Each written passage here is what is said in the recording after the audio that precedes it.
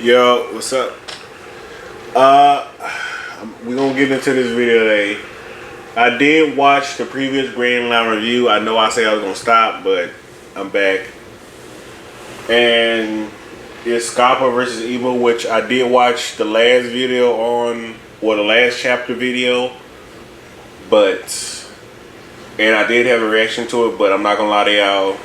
Like I said, and I think if the video is up before or after this video comes up, there were so many fucking chops because people kept coming in and out. I just couldn't do it. I really couldn't. But I am going to be posting. I'm not gonna say I am, because every time I say I am, it just derails like a motherfucker. But there are gonna be more videos to pop up sooner or later. Comment, like, subscribe, that whole shebang bang. And I gotta go to work in a minute, so I'm gonna try to talk as much as I can. And if you know what happened last chapter, you know what happened to Luffy, and you know why Scalper is helping Luffy. So let's get into this video of Scalper versus IMU.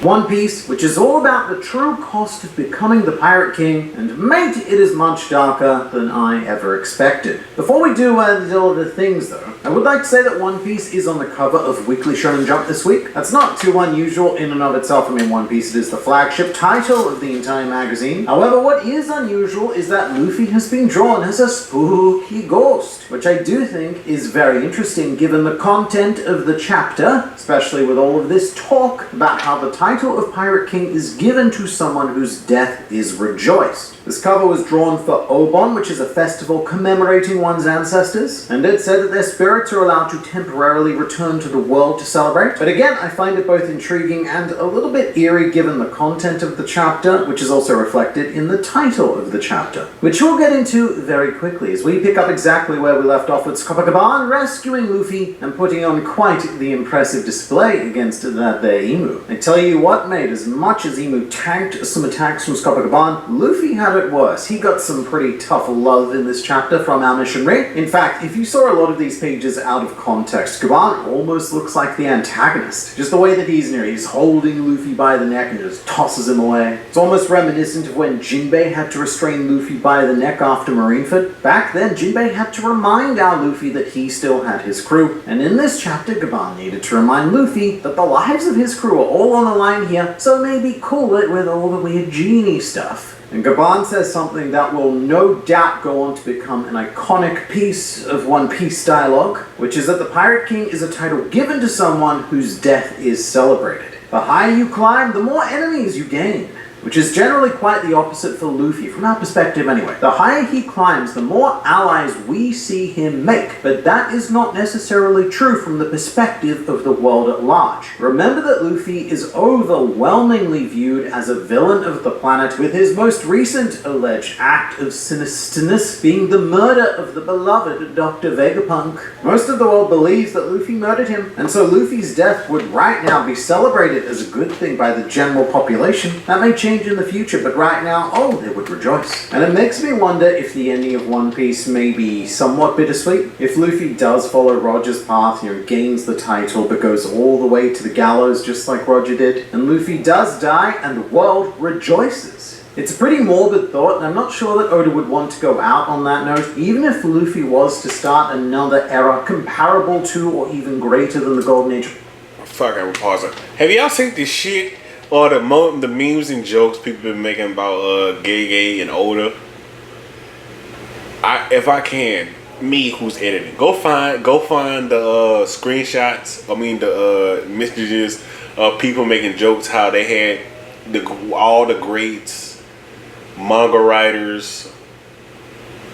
Yeah, all the great manga writers in the room, and everybody's making jokes about Gay telling Oda fucking kill Zoro, fucking kill a crew. Fucking, I gotta show y'all the memes. Like, please me who's editing this.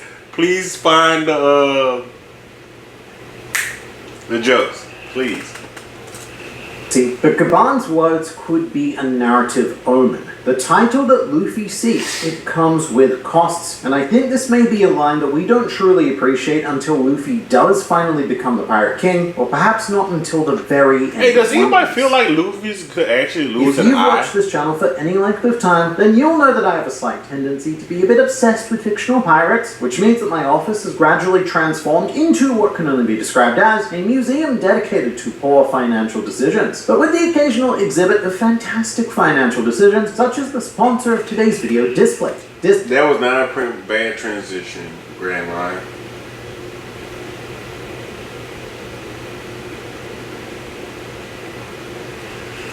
Came at 501.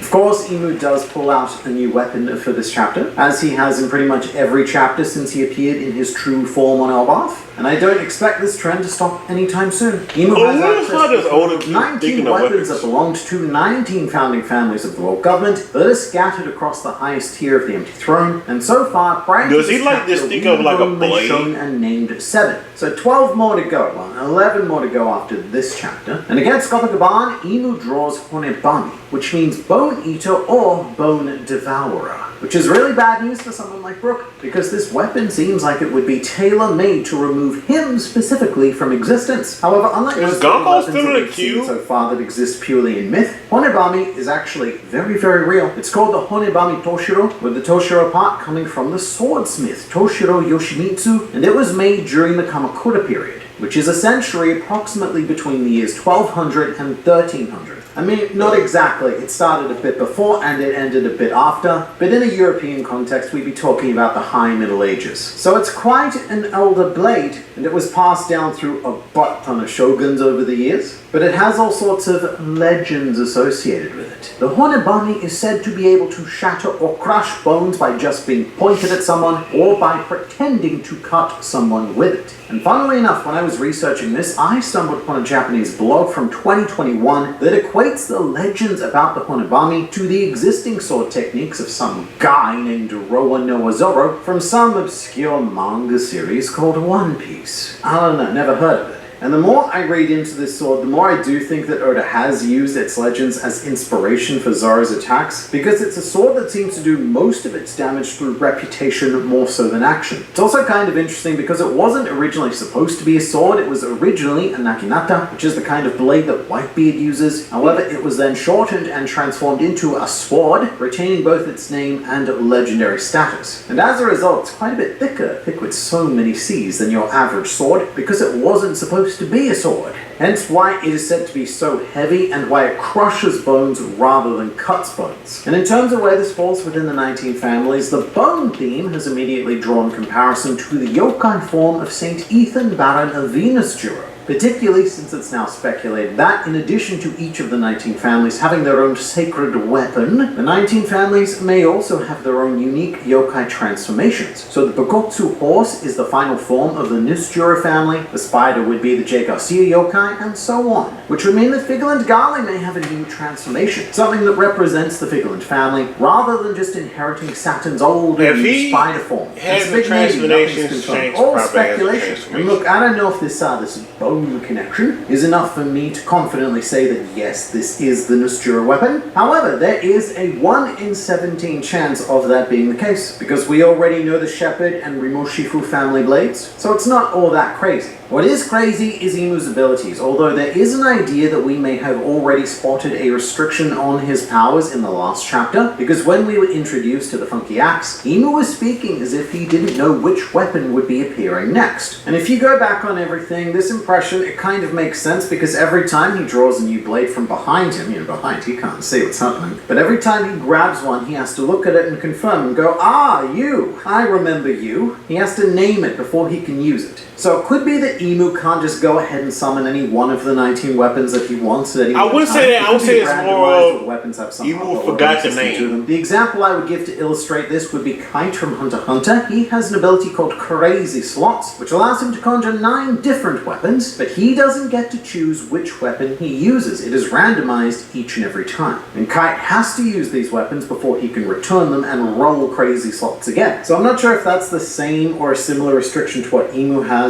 but he is using each one before he summons another. But in addition to all of this action, Scopocaban, he goes ahead, he drops his pants, and he shows some massive balls in this chapter by naming Joy Boy in Imu's presence. Gaban asks Imu if Luffy is really all that similar to Joy Boy. Remembering that whatever happened between Imu and Joy Boy, Scopocaban likely knows that story to some extent. The Roger Pirates, they discovered the truth of their world on the way to Laugh Tale. And the first thing that Imu asks is what Scopocaban knows about him, which to clarify, I don't mean him as in Joy Boy. Imu says, what do you know about Mu? Which I have to say, very self-centered. And it sounds to me like there's a bit of a secret to protect here. Something that may be unbecoming of a being now known as the world. And what Gaban replies is that he knows Joy Boy's words, which isn't very helpful to us right now, but it does seem to confirm that Joy Boy has left a message in the world beyond his apology on the Fishman Island poneglyph. A message that may require all 30 poneglyphs to understand the full scope of, as well as whatever the treasure is on Laugh Tale. However, I really like what Scopocaban says next, which is essentially that he doesn't give a fuck. He's not interested in some dude from the ancient past, and what he's doing is strictly to realize his captain's dream. It's a very Luffy kind of attitude to have, to not care so much about the greater context about why anything is happening, but to be laser focused on a personal connection. So what Gaban actually says is that he wants to see his captain's dream through to the end, and then Imu, he gets a bit curious. He then asks, well, who is your captain, strange man? Which, by the way, before we get to that, Imu, he's pretty damn chatty all of a sudden. I'm not entirely sure that he should be, because it's been a little bit. However, in this chapter, Imu, he starts his mysterious bleeding again. It's a very good reminder that something is going on with Imu and that he is on a clock. And in fact, when Scopocaban unleashes his haki, Imu doesn't just start bleeding from his mouth, but also the top of his head and possibly even his eye. And this isn't damage. Scopocaban at this point, he didn't hit Imu with anything, nor is it leftover damage from being hit by Luffy or Loki, because every time we see Imu in this chapter before this point, he has a perfectly fine, clean face. But as soon as this colossal burst of Conqueror's Haki comes out, it is as if the pressure of that Haki is crushing Imu's body, and he can't help but leak out of every orifice. And this is definitely Scopocaban using Conqueror's Haki. Sometimes it's a bit vague and difficult to tell in the manga, but this is quite clearly a very large scale of Conqueror's goodness, which is what Gaban noted was the weakness of the Holy Knights. And so there is the potential that Conqueror's Haki could also be a weakness of Imu as well. And that might be why Gaban told Luffy to stop messing around. Because in Gear 5th at the moment, yeah, Luffy does sprinkles in some Conqueror's Haki every now and then, but it comes secondary and sometimes tertiary, and whatever comes after tertiary, to what other weird ability that he wants to use at any given time. And Gaban here is showing us what pure, concentrated Conqueror's Haki is capable of. So I do wonder what would happen if Luffy fought Imu with the same sort of mindset that he used to originally fight Kaido during the raid. There was a point during Roof Piece where Luffy was almost solely using Haki, and it did become a bit of a Conqueror's slugfest before he awakened his devil fruit. And I don't love this idea because it involves going backwards in terms of progress, but that kind of fighting style appears to be more effective against Imu than becoming a cartoon. But what I think needs to happen is for Luffy to blend the two styles. One reason why I personally rejoiced at the advent of Gear 5th was because a lot of the focus on Haki was streamlining the fights and bordering on making them a little bit boring, which is what Oda felt as well, and that's why he said he created Gear 5th. So what we need is the freedom of the Gear 5th spirit with the concentration of this Conqueror spirit. And that combination would probably give us something closer to what Joy Boy was all those centuries ago. In any case, I went on this tangent because I thought that Imu was getting real chatty for someone who, while he is objectively superior to everyone else on this island, still needs to accomplish his mission here with the utmost of haste. And stopping to have too much of a chat with Gaban could be what allows us to run down the clock and something save Elbaf. However, upon hearing that Gaban's captain was Goldie Roger, we do have a small one-panel flashback from Imu, which is much more important than you may immediately give it credit for. It's a pretty standard shot of the empty throne and the five elders, but this one panel takes place directly after Roger was named the Pirate King. And Imu, well, he's having a bit of a whinge about it because Roger, he is a disgusting D, which tells us two things. One is that, as I've always suspected, it was not the world government who had any say in naming Roger the Pirate King. I'm not sure where the actual genesis of the title comes from, but my thought was always that it was almost... With base 44, a simple sentence becomes your website. certainly big news Morgans who chose to use it and wrote 2 simple words that ended up changing the world forever. And I still do believe that Morgans publicized the title, however this does make me question some things. Because here IMU says not to spread Roger's name, by which he means not to spread the D. Because IMU finds it abhorrent that this filthy D is being celebrated, which is the decision that led to the very beginning of One Piece, where Roger was referred to by the narrator as Gold Roger, rather than Gold D Roger. So I find it quite cool that we get to see when and where that decision was made, because it frames the entire series. But also when Roger was announced as the Pirate King via the newspapers, this change, this edict from IMU had already been enacted. In chapter 968, the Roger Pirates are reading a newspaper naming Roger the Pirate King with the name Gold Roger. So it appears that the Pirate King title may have been spread by word of mouth at first, and before it was published in the World Economic Journal, the world government got to Morgans and they bribed the bird to make this a small alteration to Roger's name. But in any case, after all of that chat, Scopper Gaban, yes, he does exude his massive cock. And here Gaban's attack is called Kamuto, meaning divine gate, and this is very cool because it appears to be named in conjunction to Roger's most famous technique, divine departure, which is Kamusari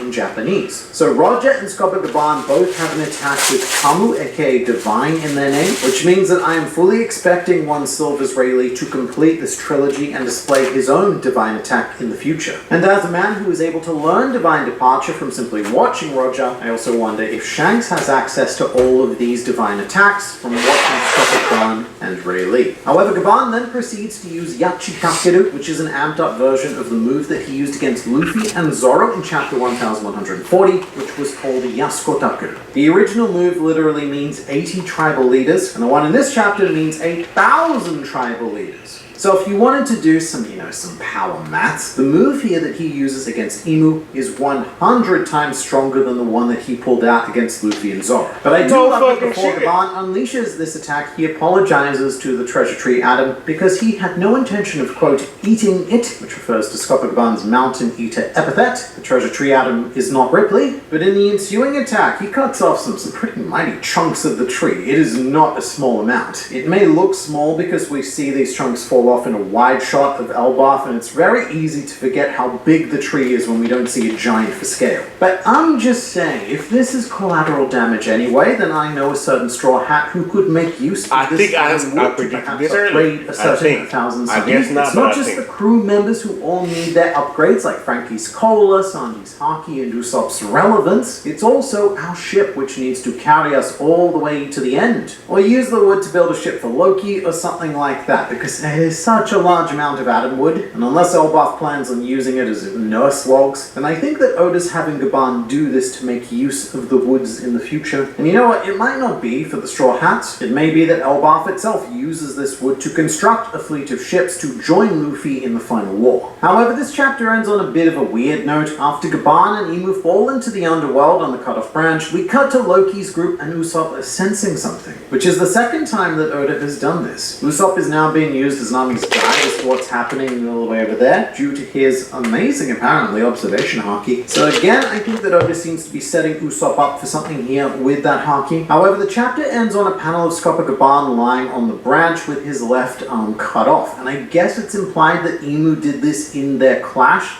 Probably didn't happen accidentally because of the fall, but it's a really odd and kind of jarring way to stage this. To me, it actually feels like we're missing a page of IMU, actually slicing the arm off. I get the implication. They did a clash, Scopper Gaban did some axe moves, IMU did a sword move, and that sword move probably cut off one of Gaban's arms. But the way Oda portrayed it just doesn't feel quite smooth, if that makes sense. But Scopper Gaban, perhaps unsurprisingly, has lost his left arm because that is always the arm that Oda chooses to remove. Whether your name is Shanks, or it's Kiku, maybe Hawkins, or Eustace Kid, whatever your name is, you are all having your left arms removed. And a commenter on this channel did once pose the theory that Oda does this for the sake of continuity, because he has so many characters that he lops arms off. What he has to do is always choose the left arm so he doesn't accidentally draw the wrong arm missing on whatever character it is. Makes it easier to remember than going, oh, Shanks missing left arm, Eustace Kid missing right arm, Hawkins left, Kiku right, etc. However, Gaban losing his left arm does mean that could be permanent according to this trend, as when characters lose their right arms, like Trafalgar Law and Dressrosa, they tend to be reattached with no issue. Which could also happen because Chopper, he is always available, and he managed to put Gerd's fingers back pretty quickly, so this isn't necessarily a permanent loss for Gaban. However, that entirely depends on his survival right here and now. Scopper Gaban is now alone in the underworld with IMU, and I am feeling less confident about his survival at the moment. In One Piece, old men who have lived long fulfilling lives tend to be the most vulnerable class of characters outside of flashback mothers, and we could be gearing up for another Whitebeard and or Vegapunk moment, where an old legend passes, and mate, just imagine if you were Luffy in that position. This dude basically dies because you decided that you wanted to be a genie instead of fighting seriously against the god of the world. That would certainly be a moment. But as always, with this manga series, death isn't a topic one can propose lightly, no matter how likely it looks, and until the very moment that it happens, I am going to say that Gaban's survival is much more likely.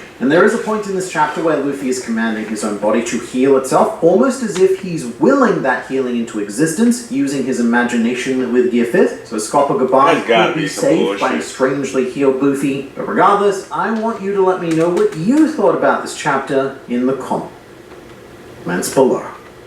With Google Play Game. I liked it. I liked the chapter. What the fuck is Loki? I know, I think you said last chapter Loki got knocked the fuck off. I'll deal with that shit later. I know the last chapter they said Loki got knocked the fuck off. I don't know. I don't know anymore. But will Scopper die this round? I don't know. I think not. But knowing Oda, I don't think Oda's gonna do it because last chapter he kind of killed off Vegapunk. But before that, you did have old dude who taught Luffy, I think it was Congress Hockey or Supreme Hockey when Luffy was locked up in Kaido's prison, and he didn't die. Oh, did he? I don't think he did. No, I don't think he did. No. I don't think he did. I can't remember that well. Back when that was coming out. Which I don't think he did, so that's like one alive, one dead. So he can continue it, but I don't think he's going to. I don't know. Jesus. I hope my brother comes back inside, so I guess can I go to sleep for a little bit. But thank you, GrandLine Review, for the video. I'm going to try and get this out. Okay, this is 7 hours ago. I'm going to try to get this out within 24 hours. And y'all go like, comment, subscribe to this video. Anything other than that, I'm going to see y'all later. Bye.